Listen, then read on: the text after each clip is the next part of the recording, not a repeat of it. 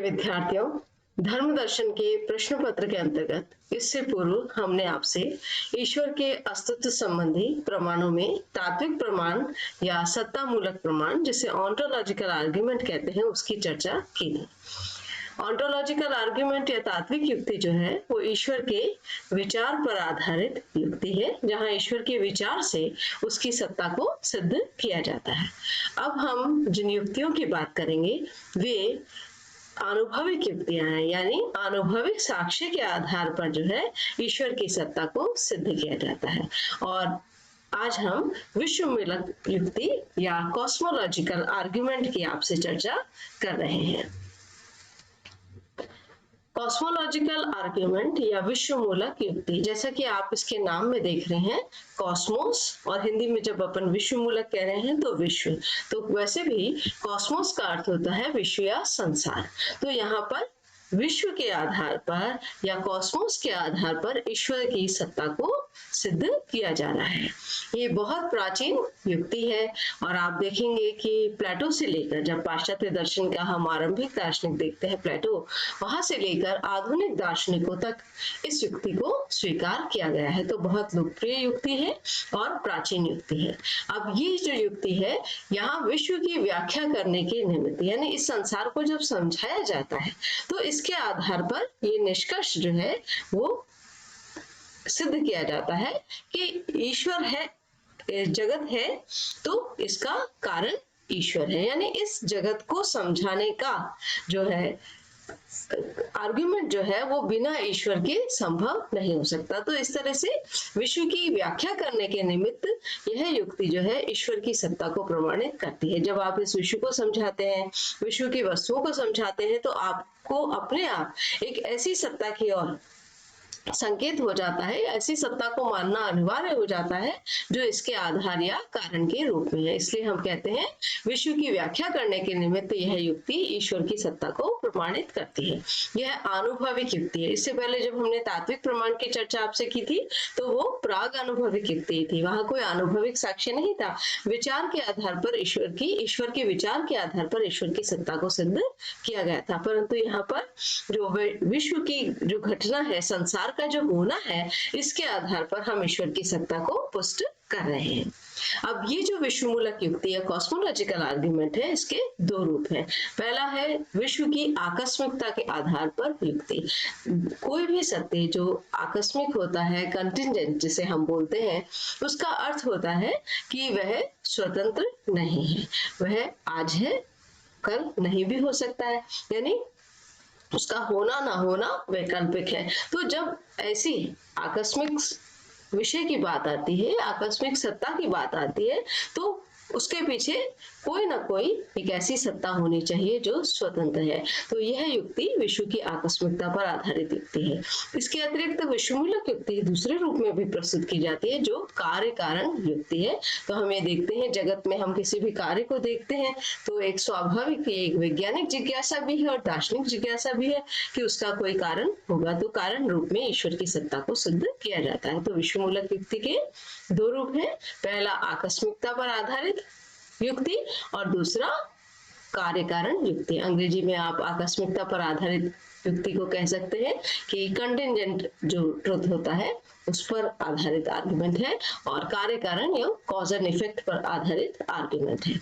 अब यदि हम विश्व की आकस्मिकता पर आधारित युक्ति की बात करें कि यह युक्ति किस प्रकार की है, तो इस युक्ति के अनुसार जो संसार है, ये जो विश्व हमें दिखाई दे रहा है, ये कैसा है?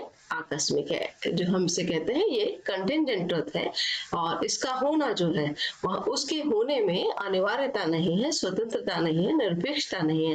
तो विश्व का होना कैसा है? आकस्मिक है। अब विश्व की जो वस्तुएं हैं वो भी कैसी हैं? आकस्मिक है, यानी नहीं भी हो सकती थी। इनका होना नहीं होना ये वैकल्पिक है, यानी हम जैसे कहते हैं ना कि यह कपड़ा लाल है पर इसके साथ संभावना है कि लाल नहीं भी हो सकता था, भूरा भी हो सकता था।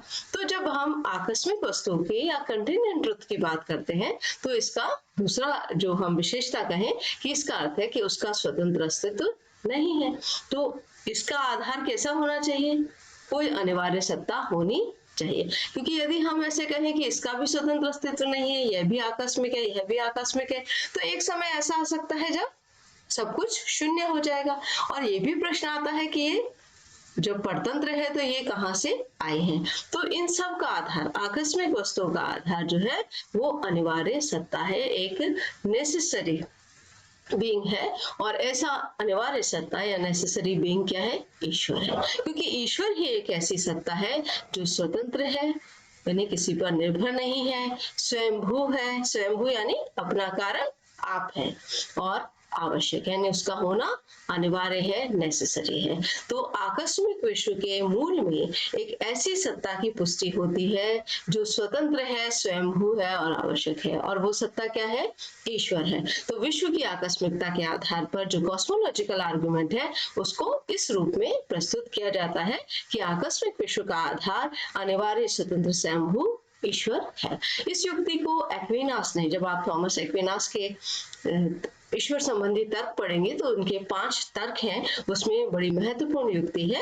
एक्विनास ने इस विश्वमूलक युक्ति को प्रस्तुत किया। साथ ही साथ पाश्चात्य दार्शनिक लाइबनिज के भी जब आप ईश्वर संबंधी के ईश्वर के अस्तित्व संबंधी प्रमाणों को देखते हैं तो वहां भी लाइबनिज का जो पर्याप्त हेतु का नियम है, वहां विश्व की आकस्मिकता के आधार पर एक अनिवार्य सत्ता को जो है वो सिद्ध किया गया है। यानी ईश्वर का होना विश्व की आकस्मिकता के आधार पर पुष्ट होता है, क्योंकि आकस्मिक सत्ताओं के लिए या जो कंटिंजेंट बीइंग है उनके मूल में एक ऐसी सत्ता आवश्यक होनी चाहिए जो अनिवार्य हो। अब यदि हम इसके दूसरे रूप की बात करें तो दूसरा कॉज एंड इफेक्ट आर्गुमेंट है, कार्य कारण युक्ति है। आप सभी जानते हैं कि जब हम संसार में भी किसी विषय को देखते हैं तो हमें लगता है कि ये कहाँ से आया, इसका कारण क्या है। अवश्य ही इसका कोई कारण होगा, बिना कारण की घटना नहीं होती। तो संसार भी जो है ये भी एक कार्य है। जब हम यहाँ पर इस जगत में देखते हैं कि प्रत्येक घटना का कोई कारण होता है, अकारण कोई घटना नहीं होती, तो संसार तो इतना बड़ा कार्य है, इसके संबंध में एक बड़ी स्वाभाविक जिज्ञासा है कि इसका भी कोई कारण होगा। अब घटनाओं की जब हम श्रृंखला देखते हैं तो वहां पर हम बुद्धि से कहते हैं भाई इसका कारण ये है, इसका कारण ये है, पर कार्य कारण की श्रृंखला इस प्रकार से चलती रहती है। तो वहां पर एक ऐसा कारण खोजना आवश्यक हो जाता है जो कि प्रथम कारण हो या आदि कारण हो। इसे बड़े साधारण उदाहरण से आपकी किताबों में भी समझाया गया है कि यदि आप अपने कारण के रूप में कहें कि मैं कहाँ से आया, तो अपने माता पिता, फिर वो कहाँ से आए, उनके माता पिता, फिर धीरे धीरे हमें ये भी जो है एक स्वाभाविक हमारी बुद्धि एक ऐसे कारण पर आती है जहां से सब कुछ उत्पन्न हुआ है। तो वो जो आधे कारण है, वो जो फर्स्ट कॉज है, वो ईश्वर है। तो इस प्रकार से तार्किक रूप से भी जब हम चलते हैं, संसार की घटनाओं को देखते हुए इनकी व्याख्या करने का प्रयास करते हैं, कारण कार्य की श्रृंखलाओं को देखते हैं, तो ये सारी कारण कार्य की श्रृंखला एक संकेत करती है आदि कारण या फर्स्ट कॉज का। तो इस रूप में यह युक्ति कहती है कि ईश्वर संपूर्ण जगत का कारण है, पर ईश्वर स्वयंभू है, यानी कार्य कारण की श्रृंखला में ईश्वर आदि कारण है पर ईश्वर का कोई कारण नहीं है, क्योंकि ऐसा मानना आवश्यक हो जाता है। यदि हम नहीं मानेंगे तो फिर तो इस प्रश्न का कोई समाधान होगा ही नहीं। तो दार्शनिक जो तार्किक दृष्टि है उसमें कहते हैं अनावस्था दोष, मतलब आपको ये जो आप जो तर्क करते जा रहे हैं इसका कोई पहला सूत्र आपको मिलेगा ही नहीं और आपका प्रश्न हमेशा अनुत्तरित रहेगा। तो ये क्या है, इसे नहीं मानने से अनावस्था दोष, इन्फिनिट रिग्रेस जो है वो उसकी फैलेसी पैदा हो जाती है, इसलिए आदि कारण को मानना आवश्यक हो जाता है। पाश्चात्य दार्शनिक डेकार्ट ने इस युक्ति को प्रस्तुत किया है। अब विश्वमूलक युक्ति जो है उसकी बहुत से विचारकों ने आलोचना भी की है, और जिसमें पहली आलोचना कांट की आती है। कांट ये मानते हैं कि कार्य कारण का जो संबंध है वो व्यवहारिक जगत से है और ईश्वर क्या है, परम सत्ता है। ईश्वर जो है वो पारमार्थिक जगत का विषय है, तो ईश्वर के संबंध में इसे लागू करना अनुचित है। जब आप कांट का दर्शन पढ़ते हैं तो आप देखते हैं कि कार्य कारण वहां बुद्धि की कोटियों के अंतर्गत आता है। जो जगत में जो हम निर्णय देते हैं वो कार्य कारण के आधार पर देते हैं, तो ईश्वर के संबंध में इसे लागू करने को कांट अनुचित मानते हैं। इसी प्रकार एक और पाश्चात्य दार्शनिक रसल हैं जो कहते हैं कि कार्य कारण की श्रृंखला में ईश्वर असंगत है। मतलब कार्य कारण के जब हम धारणा को लेते हैं तो प्रत्येक कार्य है उसका कारण है, परंतु जब ईश्वर की बात आती है तो ईश्वर का कोई कारण नहीं है। तो यदि हम संगतता की बात करें कि यहाँ पर जितनी भी जो चीजें हैं वो कंसिस्टेंसी में है, तो ईश्वर एक ऐसा इनकंसिस्टेंस आ जाता है, विषय आ जाता है जिसका कि स्वयं कारण नहीं है। तो रसल ने ऐसा माना है कि कार्य कारण की श्रृंखला में ईश्वर असंगत है।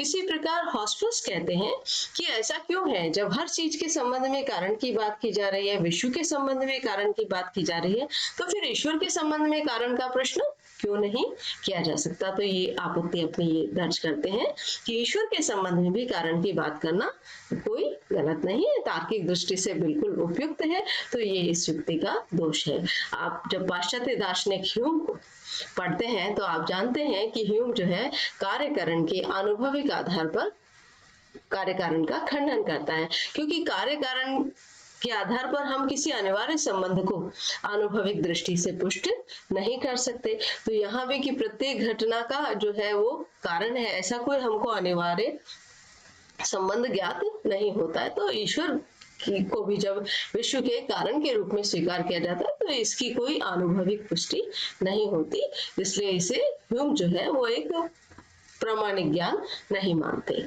अब इस युक्ति में जो विश्वमूलक युक्ति है इसमें यह भी आपत्ति विचारकों द्वारा की गई है कि अनिवार्य सत्ता से आकस्मिक वस्तुएं किस प्रकार उत्पन्न होती है, कैसे प्रादुर्भाव होता है, यह भी इस युक्ति में समझाना जाना चाहिए था, परंतु इस युक्ति में ऐसा स्पष्ट नहीं किया गया है कि कैसे एक नेसेसरी बीइंग से जो है वो कंटिंजेंट वस्तुएं उत्पन्न हो रही है। और बहुत से दार्शनिकों ने या धर्म दार्शनिकों ने ये कहा है कि ईश्वर को जब हम अनिवार्य जीव कहते हैं तो ऐसा कहना दोषपूर्ण है, क्योंकि जब हम अनिवार्य सत्ता की बात करते हैं तो तार्किक अर्थ में करते हैं, जबकि ईश्वर क्या है, ईश्वर एक यथार्थ और वास्तविक सत्ता है। तो इस प्रकार से हम ये कह सकते हैं कि विश्वमूलक युक्ति एक लोकप्रिय युक्ति है जो कि प्राचीन भी युक्ति है, परंपरागत युक्ति है और आधुनिक धर्म दार्शनिकों द्वारा स्वीकार की जाती है। तथापि हम इसे पूरी तरह से दोष मुक्त नहीं कह सकते, क्योंकि विभिन्न विचारकों ने इसके संबंध में जो आपत्तियां दर्ज की है उसका संतोषजनक उत्तर हमें प्राप्त नहीं होता है। तो आपके परीक्षा की दृष्टि से महत्वपूर्ण प्रश्न विश्वमूलक युक्ति है और इसके संबंध में लंबा प्रश्न भी आ सकता है। आप इसका अभ्यास कीजिएगा। ईश्वर के अस्तित्व संबंधी विश्वमूलक प्रमाण को समझाइए। धन्यवाद।